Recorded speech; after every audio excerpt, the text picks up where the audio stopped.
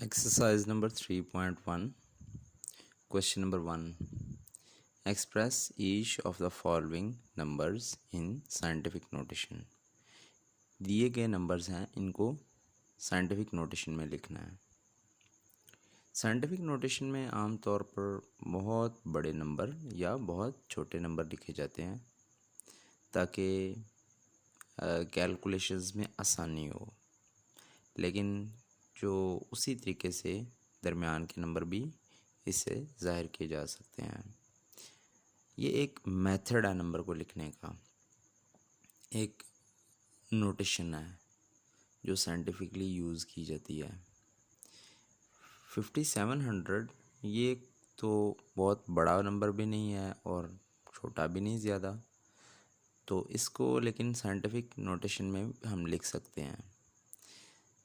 अगर scientific notation में लिखने के लिए सबसे पहले हमने तलाश करना है कि डेसिमल पॉइंट कहाँ पे है।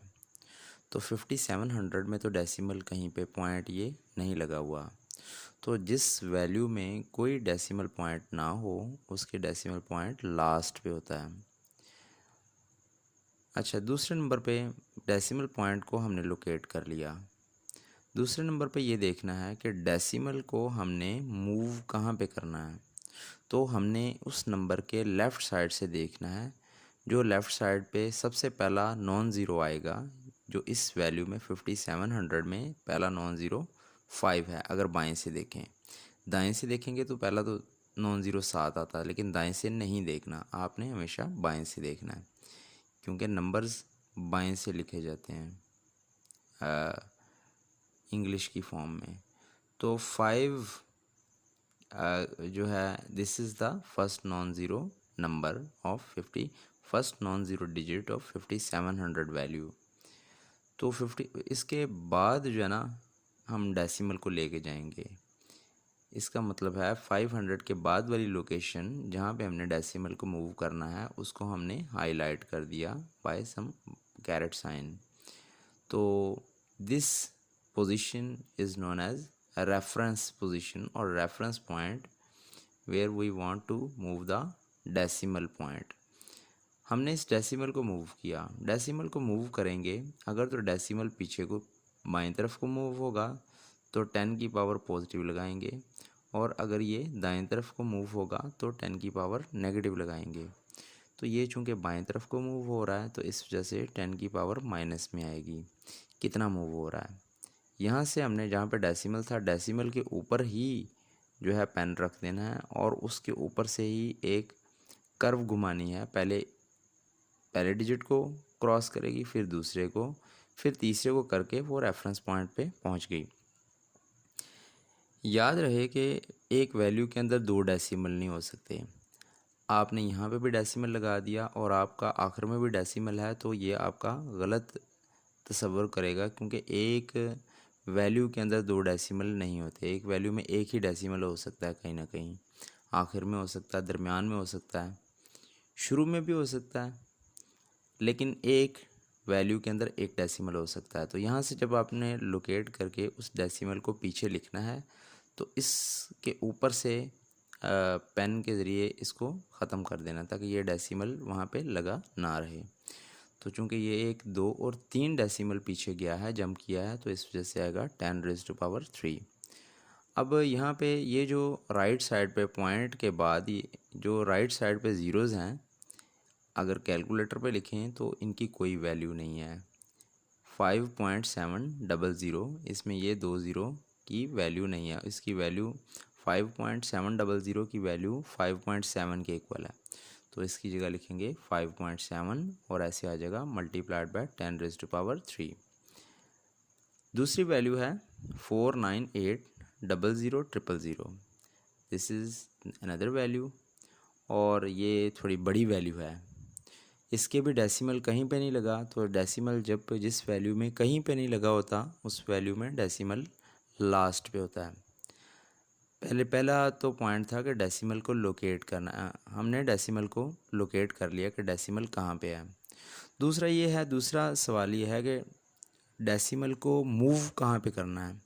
तो हमने ऑब्वियसली डेसिमल को जिस प्लेस पे मूव करते हैं that place is known as reference position और रेफरेंस पॉइंट।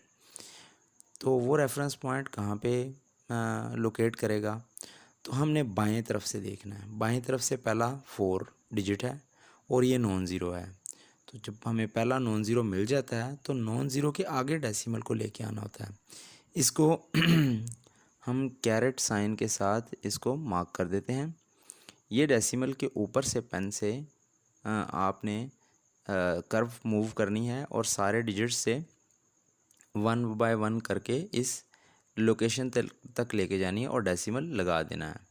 याद रहे कि ये जो डेसिमल यहाँ पे बरकरार ना रहे, क्योंकि हमने पीछे डेसिमल लगा दिया है। अगर यहाँ पे भी डेसिमल लगा होगा, यहाँ पे भी लगा होगा, तो ये गलत हो जाता है। तो इस डेसिमल को हम मूव कर रहे हैं, इस डेसिमल के ऊपर से पेन आपने शुरू करना है, मूव करना है। 1 2 3 4 5 6 और 7 लोकेशन, 7 डिजिट डेसिमल ने पीछे जंप किया है, बैकवर्ड जंप किया है, तो 10⁻7 लग जाएगा। अच्छा, ये वाले जो ज़ीरो हैं 8 के बाद 1 2 3 4 5, ये 5 ज़ीरोज़ जो चूँकि उसके उस साइड पे डेसिमल है, लेफ़्ट साइड पे, तो ये डेसिमल्स को ना लिखें तो उससे कोई फ़र्क नहीं पड़ेगा। 4.98 और आगे पेंटा ज़ीरोज़ अगर कैलकुलेटर पे लिखे जाएं तो वैल्यू आएगी 4.98 और साथ में 10⁻7 आ जाएगा। थर्ड वैल्यू है 9 6 और 6 ज़ीरोज़। तो इसमें भी डेसिमल कहीं पे नहीं लगा हुआ, तो जिसमें डेसिमल कहीं पे नहीं होता उसमें डेसिमल लास्ट पे होता है। तो यहाँ पे भी डेसिमल लास्ट पे है। डेसिमल लोकेट हो गया। उसके बाद दूसरा काम ये है कि डेसिमल को मूव कहाँ पे करना है। तो आपने बाएं तरफ देखना है। सबसे पहला डिजिट बाएं तरफ 9 लिखा हुआ है। 9 because 9 is a non zero. Non zero के आगे ही जो रेफरेंस पॉइंट होता है जहाँ पे डेसिमल को मूव करके लेके जाना होता है। हमने पेन से इस लास्ट डेसिमल को इसके ऊपर पेन से प्रेस किया और इस तरह से कर्व के ज़रिए मूव करते करते इस रेफरेंस पॉइंट पे आकर यहाँ पे डेसिमल लगा दिया, जबकि यहाँ से डेसिमल ख़त्म हो गया हुआ है। और चूँकि 1 2 3 4 5 6 7 डेसिमल ने पीछे जंप किया है, इसी वजह से आएगा मल्टीप्लाइड बाय 10⁻7। तो हमारे पास वैल्यू आ जाएगी 9.6 और आगे वाले ज़ीरो नहीं लिखेंगे, मल्टीप्लाइड बाय 10⁻7। फोर्थ पार्ट है इसी क्वेश्चन का 416.9। इसको हमने साइंटिफिक नोटेशन में लिखना है। इसमें तो पहले वाली 3 जो वैल्यूज़ थी उसमें डेसिमल कहीं पे लगा नहीं हुआ था, लेकिन ये जो फोर्थ क्वेश्चन है इसमें डेसिमल हमें पहले से लिखा हुआ नज़र आ रहा है। इसमें हमने डेसिमल को खुद से नहीं लिखना। अब सिर्फ सवाल ये है कि इसको हमने कहाँ पे लेके जाना है, कहाँ पे मूव करना है। तो अगेन आपने लेफ़्ट साइड पे देखना है।